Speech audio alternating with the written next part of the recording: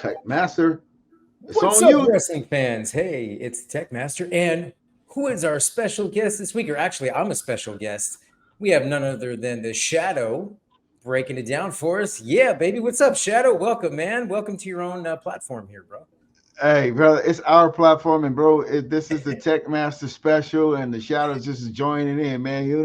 Just like the saying goes, then, now, and forever. I'm the then, you're the now. So let's do it together. All right, brother. Sounds good, man. We got a lot of great things to touch on today.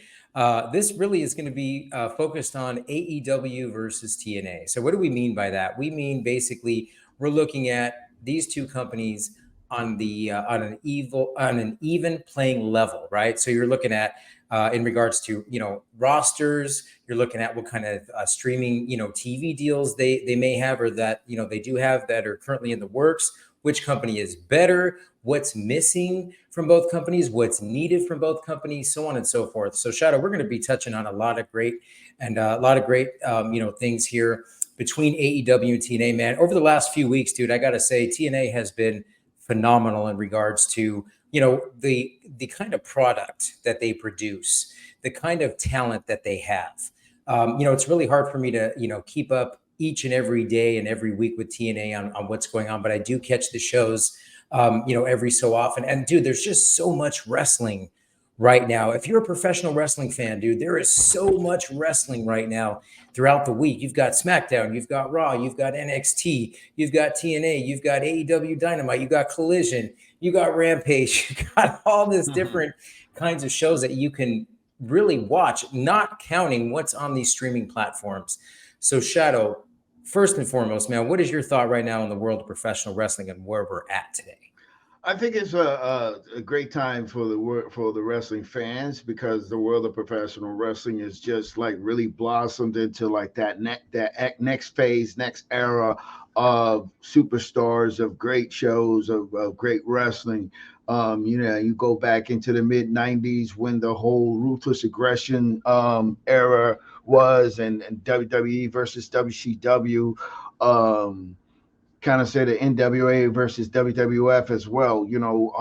I think right now what we have is an exciting opportunity for wrestling to just continue to grow and grow into something awesome. When you've got two products or three products or multiple products all at the same time doing very well, is good for business because it's just not like it's a monopoly. Like if you just have the WWE, then it's like, okay, cool, whatever, and then they just give you what they want to give you. But if you have AEW, TNA, and then independent wrestling just growing, it's an opportunity for the wrestling fans to really enjoy some really good product and stuff.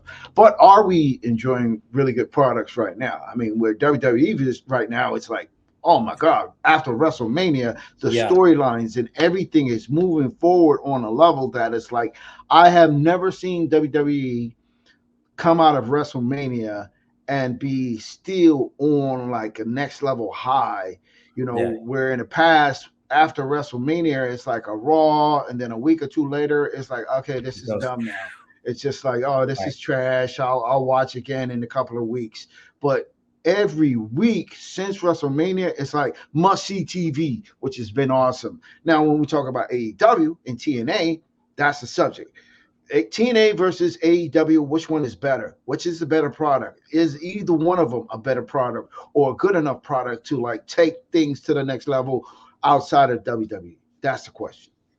Yeah, and I absolutely agree with you. And I think right now, what we've seen, the trend that we've seen with AEW has been them catering to their own fan base, right? Just like New Japan Pro Wrestling, there's a specific fan base that they cater to, that Tony Khan caters to. Now he's got all this talent, right? I mean, if you look at the roster, dude, the roster is stacked, okay? But what is he doing with this talent? Is he's putting together dream matches, which is great, which is phenomenal to the hardcore wrestling fan, to the hardcore AEW fan. That's phenomenal. That's great. But what about your overall general wrestling fan base? People that want to see storylines, people that want to see specific wrestlers, in new storylines, maybe in new feuds, things of that nature. I mean, there's so many things looking at AEW over the last few weeks that I've seen where I'm like, dude, what's going on? Like, why are you throwing away this match for free on TV? Wait a minute, there could be a story here, and it goes back to Daniel Bryan and Shibata. Dude, oh my gosh. I mean, I will Mm, keep saying this. Phenomenal match, fantastic match. Any kind of match you put Daniel Bryan in, he's going to flourish. But mm, dude, you put them together. You put the match free on Dynamite a few weeks ago. No storyline, no build up, nothing. It's like, mm, dude, these guys are parallel. There's so mm. many similarities and parallels in their careers. You guys could have built this up. You could have created a story, built that match around that story. And at Dynasty, we could have even seen that match, and we could have waited for Will Ospreay and Daniel Bryan, because that match was incredible. Now, of course, Meltzer says that that was the best match in the United States of America ever, the best pro wrestling match ever. He's probably going to give it 8 or 9 stars, right? Mm. But I'll say this, dude. There's nothing like Cody and Roman. That match, when I look at that storyline and that match, that was a 1 year plus build. You Yeah, can't compare anything to that, bro. no. Even Will Ospreay and Daniel Bryan, as phenomenal as a match that they had at Dynasty this past weekend, in my mind, to me, Cody and Roman is still by far the best match this year. Hell, even for the last year and a half, the buildup and the storyline has been phenomenal. But right now, that's the problem, I think, or one of the problems with AEW, is that there's just not there's not enough storytelling, and there's not detailed storytelling. You're just throwing together all these dream matches. You want the card on paper to look stacked, and then after that, what? Then you have these matches, and then what? How are you building new stars and creating new stars? Hey, Swerve Strickland, we'll get into that as well.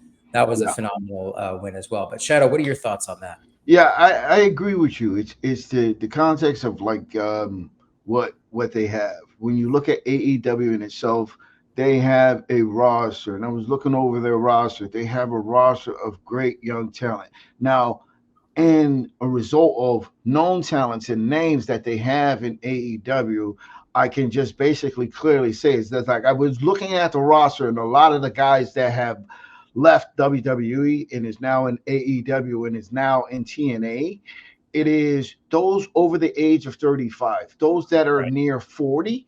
Those are the guys that's on the rosters now, AEW and TNA and stuff, which is fine. Like, Cody Rhodes is 38 years old. So, like, Right. that 5 year run that you say he's going to have, I don't see it. I see, like, you may have 3 years, but, like, at the age of 35 plus, you start to like your career. You're like you peaked at your career, and now it's time to make moves. And I Yeah. think that's one of the reasons why when you look at WWE right now, it's like looking at Damian Priest. You say he's champion. He's 39.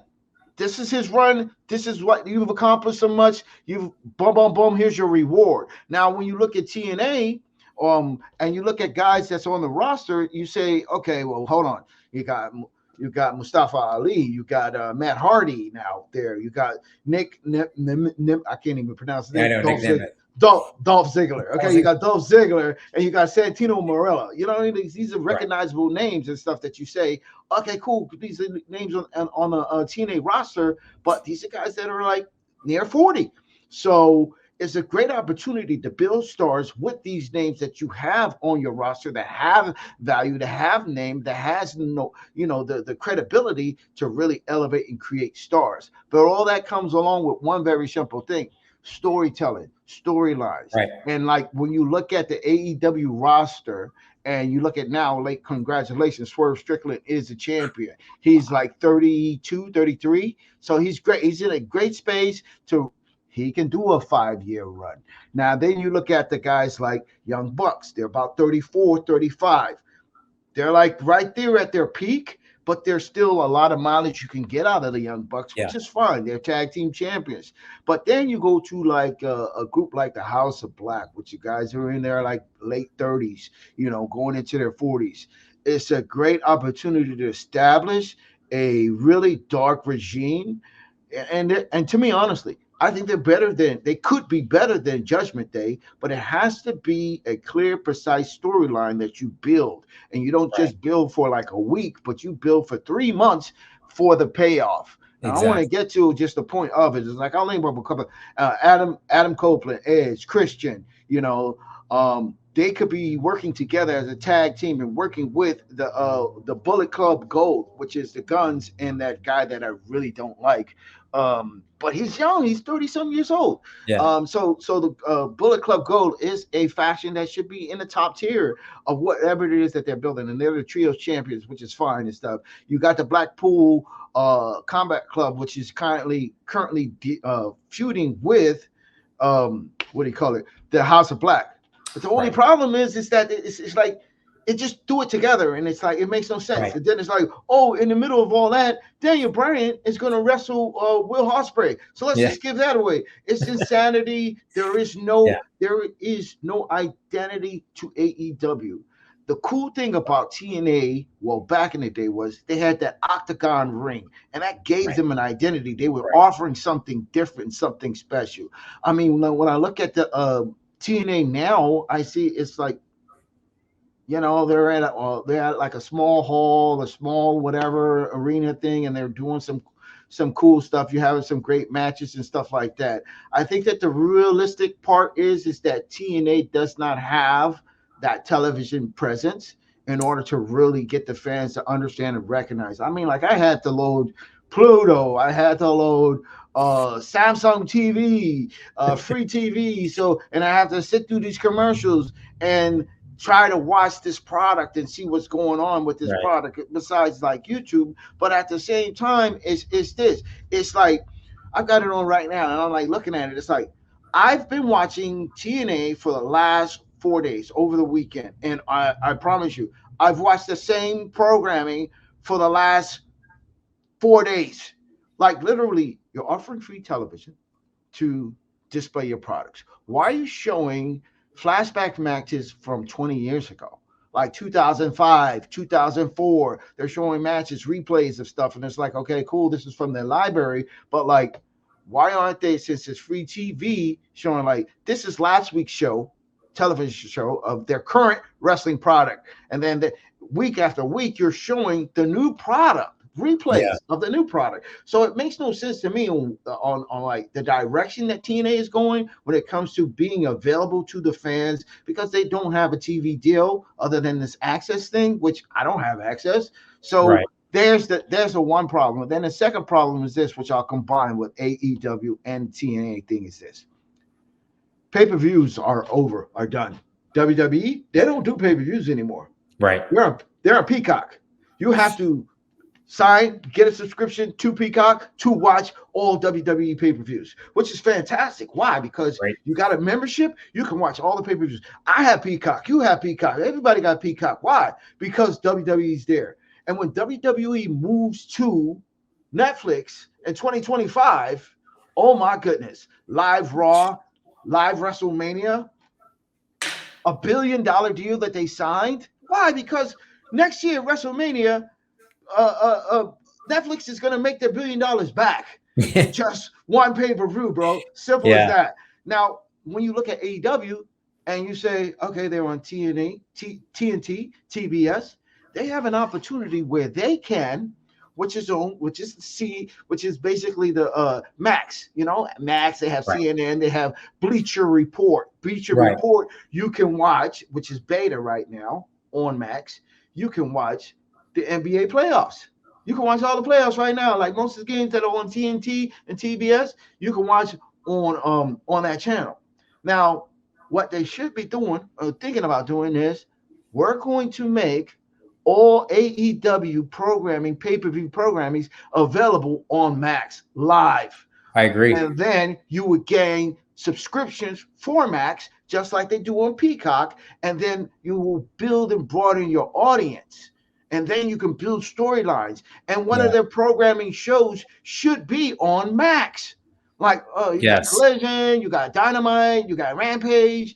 And it's like, it's all over the place. It's, bro, like literally. Take Collision, put it on Max, make that your marquee show, build that and build it and build towards your pay-per-views, and then you got something. Same with TNA. Like, I don't know where they could go, but they should be on a streaming platform. All their pay-per-view specials would be available on a streaming platform. That's how you build a brand. WWE's doing it. They just got $1 billion deal from Netflix. Why is no one from AEW figuring that out? That's the thing.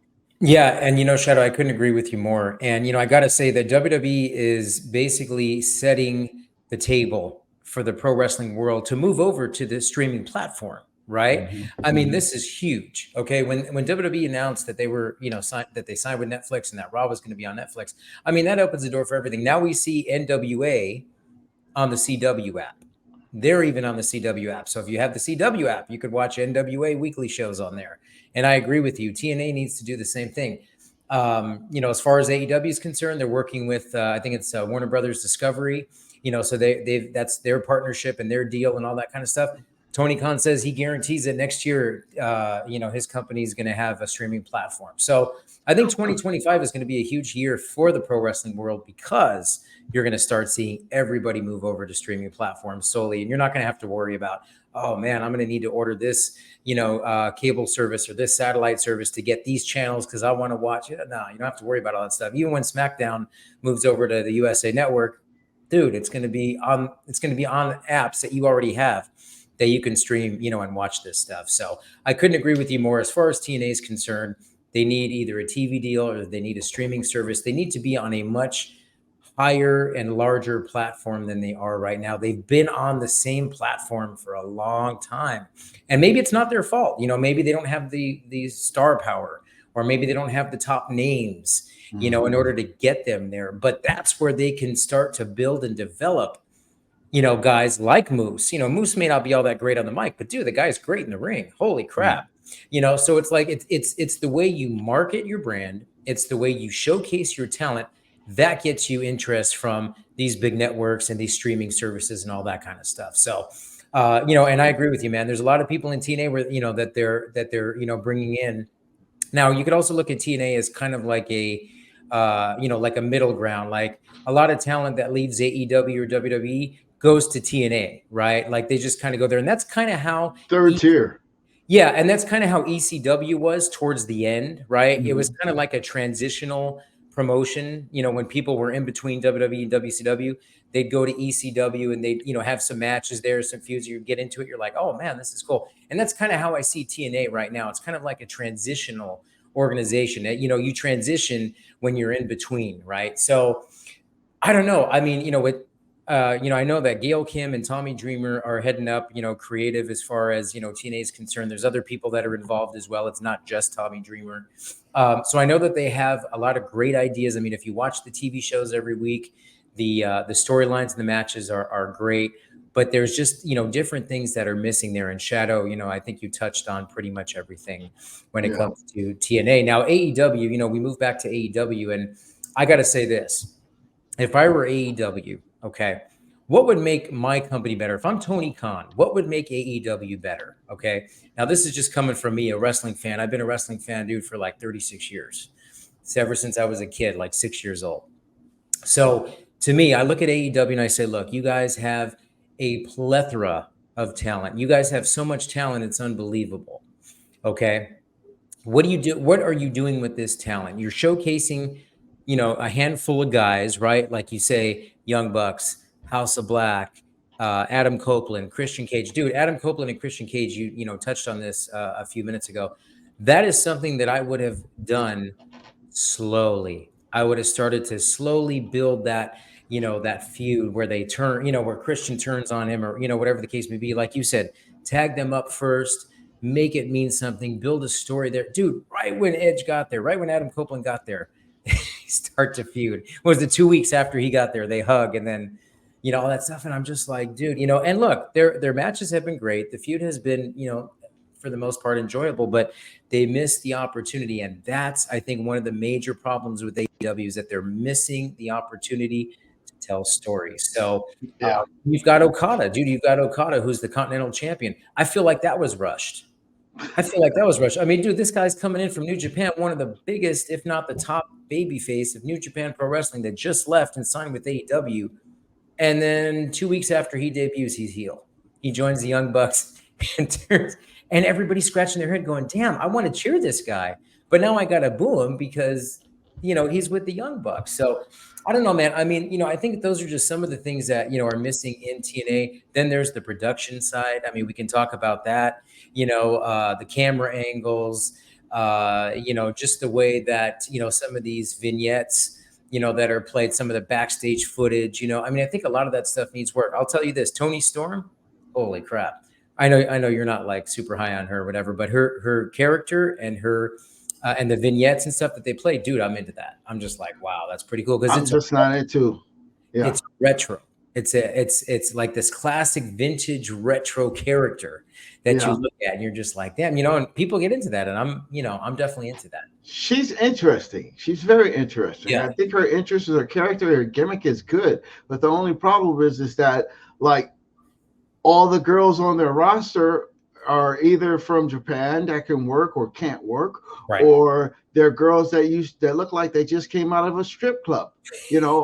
There's like no interest, and there is no identity. Again, there is no identity when it comes to the TNA female wrestlers. There's like, except for her, she has an identity. And then this Hart chick, this Hart girl that Julia just Hart. lost, Julia Hart. Mhm. I don't think she's an actual Hart, right? She's just No. like, okay. So honestly, she can't wrestle a paper bag, like literally. Like, okay, cool. They gave an opportunity through with the House of Black. Did that help her? No, well, yeah, it gave her an identity, but like realistically, she should not be in the ring. She would not even be on NXT. Yeah. She would be in the training facility for months and months. Unlike Gail Cargill, who I think that they're gradually kind of moving on and they're protecting her, but she's Right. still green. Like literally, this Julia Hart, and then I read something today about like, oh, Julia Hart might be Sister Abigail. No, she's not coming to WWE, and no, she would not be on the main roster for like a year because it's like just the process of her learning in ring as she goes along, which was a big issue I had with WCW. They like, oh, they'll learn Goldberg. Prime example of like, okay, cool. Like this guy became like one of the biggest stars, but like he was the most dangerous guy in the ring, and he was just like never like really improved as a wrestler. And WCW never protected him right. So I'm just saying, this Julia Hart, this female division and everything, trash. Like, what's her name? Ruby Rose in that guy. Like they did a storyline. I guess she's pregnant for real because she looked pregnant for real. So like, and I guess they are a couple for real. So like that storyline actually went absolutely nowhere for months. And it was like, yo, this was a storyline that they were building for months. And then guess what? The two people that were like gotten together actually got together and actually got her pregnant, and now she actually cannot wrestle. Like literally, you have what's her name that brought her brother in, and it's like, okay, you got her, you got her brother, you got this weird thing going on with Sirana or whatever, and her brother, they're coming together, and now they're gonna fight this couple, and like, no, that's not happening. She's pregnant. She's gonna be gone for like almost a year, bro. Right. Sorry, we ruined another storyline. Like MJF. Oh, cool. Oh, wait, he was like one of the biggest talkers, blah blah blah, whatever and stuff. It's like he put Samoa Joe over, and then guess what he does? He says, F you, AEW. I'm taking a vacation. I'll come back when I want to. What the F is that all about? Like, literally, your biggest stars that you're paying the most money to are not involved in any storyline. Right. Adam Cole was injured before you revealed he was the devil, and you decided to make him the devil, which pays off to nothing because MJF is gone. Adam Cole is gone and can't wrestle. He's on TV with a group of jobbers that are like useless. One with a title that you say, okay, cool, whatever, bro. I don't even know what your title is. And it's going nowhere. Like literally, I'll calm down and just say, AEW has no direction.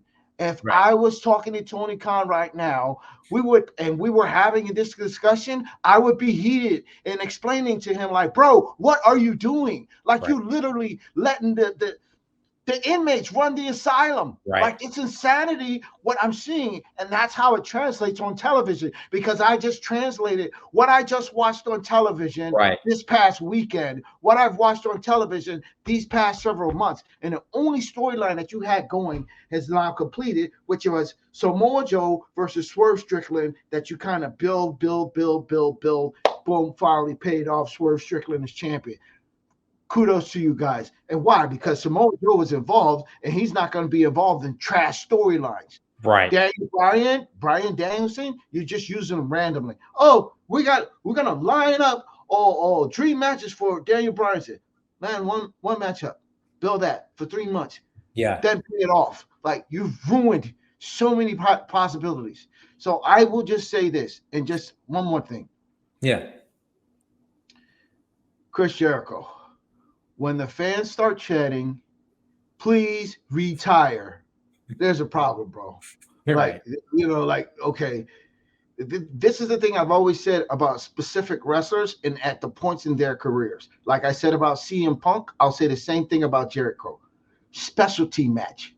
You're Yeah. that guy that gets on the mic every week, talks, whatever, builds up other young stars, and Yeah. then you eventually, like at the end of the month on TV, you have a match that has been Right. built for an entire month. You don't wrestle every week, in and day out. And then the worst part is that they're enabling one of the worst talents I've seen in years, Hook.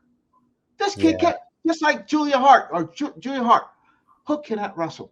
He's Right. Taz's son. It's like, Right. dude, what have you been doing since you were a teenager all these years? I guess Taz hasn't been teaching you how to wrestle because you're terrible in the ring. Either you get it or you don't get it. And if he don't get it, then someone needs to tell him, like, bro, you know what? You need to take a break. You need to go back to school and learn how to be a professional wrestler before you get back into my ring on national television. That's the problem. I agree. I agree. Shadow, you touched on so many wonderful things, and you triggered a couple of things in my mind while you were talking that I want to bring up. The first thing is that's another thing that's missing right now in AEW is they have no developmental territory. They don't have an NXT in their organization. You can't say Ring of Honor as your NXT because you're not sending people that like Hook or Julia Hart down to Ring of Honor. You're sending people like Jay White and all these, guys that already know how to wrestle that are even veterans down to Ring of Honor. And it's like, no, dude. And you also don't have that backstage leadership, or at least if you do, you're not using it to where you have people like Jericho taking Hook and all these other wrestlers under their wing and saying, no, man, let me show you the right way to do shit. You've got QT Marshall and some other people in the back.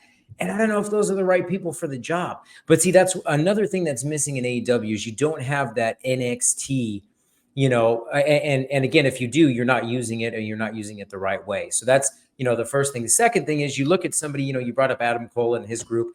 You look at Wardlow, dude.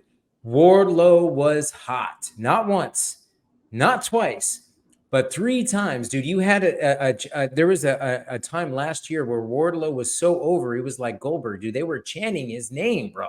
I mean, the guy was getting such a massive pop, and you're looking at him like, oh man, they're going to build this guy into an AEW World Champion. Like I can see him being an AEW World Champion. Nope, they cool him off. Nope, he ends up, just being this, guy kind of like Lance Archer, right? Mm-hmm. This big dude. Very talented, over with the fans. Nah, we're just going to use him as an enhancement talent and, we'll just kind of, cool him off and do whatever. It's like, dude, I pull my hair out looking at this stuff because I'm going, bro, you are wasting this talent. You're just, dude, I mean, and then you're showcasing the wrong talent. Now I'm going to tell you this with Hook. Jericho's the right person for Hook to be in the ring with because Hook will learn from Chris Jericho. If he's willing. If he's willing. The only problem is that he's already said, Hook, his contract is up this year and he's going to explore free agency. I'm going to tell you right now, NXT is the place for him to be. And I know Taz would say the same thing. Why? Because number one, Shawn Michaels is running the show down there. Number two, when you're in NXT, you learn how to wrestle the way they want you to wrestle. You start to learn how to perform the way the WWE wants you to perform. You either make it or you don't. We would know for sure if Hook is cut out for the wrestling industry if he goes to NXT, hands down. And I gotta just chime in on that, and because I was just thinking one thing: Will Ospreay. Everybody says he's the greatest wrestler in wrestling right now. Well, I'll say this, just as I say Hook. WWE has a formula on how to wrestle, and their formula of wrestling, how to wrestle good, have high spots, big moves, and protect the person you're in the ring with. And the biggest problem I've got with Will Ospreay, Hook, and Julia Hart, and all these other wrestlers in TNA is that They do death-defying feats that are too dangerous to do and perform. And when you're wrestling someone like Bryan Danielson, you do one thing: high spots, big moves, and moves that will wow the fans and tell a story, but protect the guy. Don't do off the top rope, superplex, super power bomb, pile driver. I want to say the dumbest shit I've ever fucking seen in wrestling is like watching Will Ospreay and there's a guy, Kyle Fletcher. Wow. Wow. Yeah. Kyle Fletcher is 24 freaking years old, and I think he can be better than Will Ospreay. But here's the thing: Kyle Fletcher could make it in WWE. Will Ospreay would be fired right away. Swerve Strickland, I'll be honest with you. There's a reason why a lot of these guys are not with the WWE is because they wanted to do all these other things that they say, this is not how we do things. And that's the biggest problem with AEW. And AEW, like you said, don't have a training ground for these guys. There's not a system in place that says, this is our template, this is our formula, this is how we do things here. And as much as Ospreay can run his mouth and talk about Triple H and all this other kind of stuff, it's like, bro, guess what? Triple A reviewed you and said you won't make it in WWE. And there's a fucking reason why, excuse my French, that you're not there. It's because your funky ass attitude and you doing all these wild, crazy moves don't make you the best wrestler in the world. Right. A wrestler that can do high spots, bring it down, let the fans absorb it, say wow, and then move. Is it? And that's me as a professional wrestler. I watch these guys and just as what's his name? Bret Hart says, he looks at guys, he says, guy's terrible, this guy's terrible, this guy's terrible. I will name one guy right now to me, and Cody Rhodes has been mentioning him a lot lately, that could make it in WWE. Ricky Starks. Ricky Starks. Yeah. Ricky Starks is the guy that gets it, knows how to tell a story in the ring, knows how to have high spots, big moves, and everything. Also by protecting the guys that he's wrestling and saving face. I saw some matches where guys almost killed Ricky Stark, man. And I'm like, I see these guys like, when my contract's done, I'm out of here. And he's 30s, he's in his early 30s. You build a company, and I'll say just the last thing. You build a company around Ricky Starks, Kyle Fletcher, and Wheeler Yuata. All of those guys are in their 20s. I think Ricky Starks is like 30, 31. I want to say Will Ospreay, but someone needs to like reel that dude in and say, look, bro, you need to calm the F down. And we're going to have to like all these moves you do, you do 20 moves. Let's cut them down to 10. And then let's cut those down to like 5 moves. That's all it takes. But Kyle Fletcher, to me, is the future of AEW. That guy's the future. And Ricky Starks can be there if he stays. And Yuata. Yeah, Wheeler Yuata. He's young. He's 20-something years old. Yeah. I didn't even know that. And great talent. So those are my thoughts, bro. That's what would help fix AEW. People are getting injured on TV every freaking week. That Japanese match, that girl got injured, bro, like a minute into the match, and she continued to finish the match. But it's like every week you see people get Julia Hart, she was injured on TV. Everybody's getting injured every week on AEW. Right. Why? Right. Because they're doing stupid stuff. Right. That's all I got to say, man. They're doing stupid stuff, and they don't have that leadership. Yeah. Or somebody coming in to step in and say, no, dude, don't do that. Or no, that's not the way to do it. And here's what I would say to Tony Khan with AEW. If I had a few minutes with him, even 5 minutes, I'd say, Tony, first and foremost, focus on your own product. Don't worry about what the WWE is doing. I feel like he wants AEW to be the WWE so bad, right? He's got the same digital display around the ring. He's got kind of the same entrance. It's like, dude, you're trying so hard. Like, this is something that AEW is not supposed to be. And they said this from the very beginning. We don't want to be like everybody else. We don't want to take talent from other organizations. We want to have homegrown talent. We want to build our own talent from the ground up. And it's like, dude, from what they said 5 years ago to where they are now, it's like night and day. They're not anywhere near that. Yeah, they're not near anywhere where to what that mission statement was back then to where they are now. First and foremost, if I were Tony Khan, I would say, Tony, focus on your own product. Number 2, get off of Twitter or X, whatever you want to call it. Stay off of social media, bro. And number 3, you're a wrestling fan with billions of dollars. Okay. As long as Tony Khan has this money, AEW is going to be around, bro. Okay, whether they're in arenas like the NXT arena where they got 1,000 people or 500 people in attendance, or they have 10,000 people, they're going to be around as long as Tony Khan wants to continue putting money into this company. He's not making money; he's losing money. Okay, Yeah. but. And I'm glad because, like you said, there needs to be more than one wrestling promotion for these, wrestlers to be able to work, right? Like Jinder Mahal, dude, he's I think, one of the most underrated wrestlers, bro. Where's he going to go? I hope he doesn't go to AEW. I hope he doesn't go to AEW. I hope he goes to TNA. You know why? Tommy Dreamer will use Jinder Mahal. He'll use him the right way. AEW, who knows what could happen, bro? He could come in and maybe They start got hurt. maybe starts his own bloodline, kind of storyline with his guys. It's just, dude, it's like, There's a lot of opportunities. There's a lot of possibilities. And I agree yeah, with you. Jinder Mahal, there's a list of people that are now being released from WWE. And yeah, and I think, like, if we were saying now, TNA versus AEW, TNA has the better product, AEW has the better television platform, right. and plenty of talent. Yeah. If you took both of those and you merged them together, if someone said let's merge companies, and you let the people that are running the storylines and the matches and building stuff up, like Tommy Dreamer, Yeah. run AEW, you would have a better product. And I would agree with you on that other thing. They own Ring of Honor now.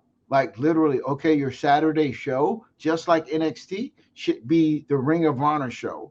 Yeah. And then Collision, Ring of Honor Collision, and then host all the young up and coming stars and building all that stuff up there on the weekend show and Yes. stuff, and then let them make it to the earn their way to the top roster. That's the only saving grace for them. But TNA definitely, hey, you know what? If Jinder came there, it's cool. But it's the problem is that it's like they need national television. Yeah. That's Yeah, they it. do. Yeah, Honestly. yeah, no, they totally do. They totally do. I couldn't agree with you more, Shadow. I don't know, man. It's going to be, it's going to be interesting to see again, what happens on Dynamite this week. I mean, I'll be watching, and I'll be watching TNA this week as well. And I'm gonna be looking at these two promotions more closely, I think, than I was before, especially after this show. And I'm gonna really do some more digging and some more comparing here and see, you know what exactly it is, that can really help AEW. But I mean, honestly, right now, I got to say this, and I know we're running low on time, but I will say this with AEW, this is an easy fix. Okay. Tony Khan, you need to sit under the learning tree. What I mean by that is somebody like Chris Jericho, somebody like even Dean Malenko in the back, somebody who's been around in the business for a long time that can sit you down and really explain to you what professional wrestling is all about. He's a fan just like us. He's never wrestled. He hasn't been in the wrestling business for very long. He's been in the wrestling business for 5 years. And he's never sat under that learning tree to really understand what pro wrestling is all about and why storylines are so important and why developing talent is so important and why, letting people, around you help and develop your talent and also help you with storylines and help you with all these things. He just doesn't get it, and it kind of reminds me of a little kid with a lot of money. Right. He's just going on a spending binge, man, and just getting, whatever action figures he wants, whatever candy he wants, whatever, just because he can, because he has the money. But what is he doing with those things that he's purchasing? Is he doing the right things? Is he, handling those things properly? So I don't know, man. I just think right now that, with AEW, the ratings said it. Basically, the ratings are showing themselves, right? Last week, because they, showed the CM Punk Jack Perry altercation backstage, they were able to get back over to 800,000 viewers, with a 0.30 demo. But now, of course, we saw last week they dropped back down to 762,000, and it was under 30, for the 0.30 for the demo. So this just goes to show you that your fan base that you're catering to is just the same fans over and over and over again, and that they're just a small group of fans that are going to continue to support you, watch your product no matter what. Then there's other fans that have already said, dude, forget this. I'm going to go watch WWE because Shadow, like you said, every week is must-watch TV on the WWE. Like, and that's again, of course, because we are in a different era. We are in the Triple H era, and I've always said this too, and then I'll shut up. I always said if Triple H ever took over or had full control of creative in the WWE, AEW would be in trouble. And I believe that that's where we are right now. Triple H is in full creative control for WWE, and I think AEW is in trouble. I agree, and I will just say on just final thought on all this. Samoa Joe, he's got the title. He gave up the title. Great storyline, I thought. You put somebody like Samoa Joe in charge of creative and running programming as far as like who the feuds and the storylines, and just see what he does with it. That's a guy that has paid his dues and is a guy that can creatively take you somewhere that you have not been yet. So I say Samoa Joe might be that solution for Yeah. AEW. TNA is just a question of when will you get national television on a level to where everyone can see your product, and then you can grow your product. There's nothing else all to say is that we already know what AEW is. We already know what the problem with AEW is. All the fans do. Tony Khan knows it. So it's just a question of what will you do in these next 3 months? Prove us wrong. So in these next 3 months, we're going to see what happens, because there's a lot more exciting things to talk about, like the bloodline, like what Solo's doing, like what Paul Heyman's doing, what the WWE is doing, rather than spending so much time talking about AEW and all the things that they F up every week. So, like, here's the question. Give us something good to talk about, and we'll talk about it and stuff. And TNA, take it to the next level so we can talk about you more. And WWE, hey man, I'm just loving it. I'm enjoying it. I'm excited. And one of the things, Tekmaster, that we need to do, in these coming weeks is let's do a challenge. Like these coming weeks is like let's compare WWE action figures and AEW action figures. Let's get our collections together. I'm gonna start my toy hunts, and I'm gonna say, yo, let me see what the quality is of the WWE figures, how much they cost, and which one's better. Because I've seen some new ones coming out, like the Malachi Black. I saw it, and I'm like, dang, I really wanted it, but then I saw the figure, and I was like, that looks like trash, bro. I don't want that. So yeah, I'm gonna talk to Mr. Storm. I'm gonna talk to the guys, bro, and I don't know, like Mr. Storm will be like, yeah, okay, challenge. Shadow, let's see it. Like, let's get some videos going, bro. Go on your toy hunt and find those action figures. And that's a challenge that I can put out to you, Tekmaster. Sounds good, bro. Sounds Whose good. figures are better? I'll do it. I'll do it, man. I'll definitely do that. Shadow, it's been a pleasure, man, speaking with you here. And fans, thank you so much for watching the wrap up here with the Tekmaster. This is a special, and we got the Shadow with us here this week. Thank you guys again, and just make sure that you subscribe. Make sure you like and comment, baby. What's that? And the what? And the what?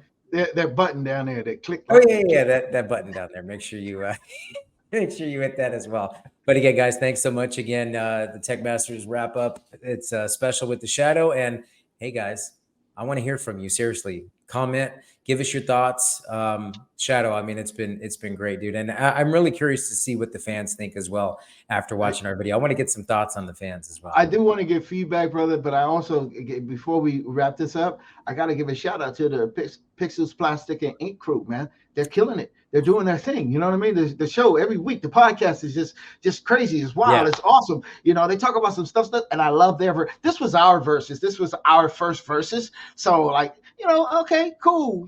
Shadow and the Tekmaster did our first verses. I know the Pixel Plastic and Inks guys, they do like a whole awesome verses thing, but I think that we can build towards something here. I don't know. We'll see. We can do like the wrestling, the champion versus things and stuff like that, in the future. We'll talk to Mr. Storm and see what he thinks. Sounds good. Sounds good. All right, Shadow. So for the Shadow, myself, on the Shadow Knows Network, this is the wrestling wrap-up special with the Shadow for the week, and we'll see you guys again soon. Thanks for tuning in. Thanks, guys.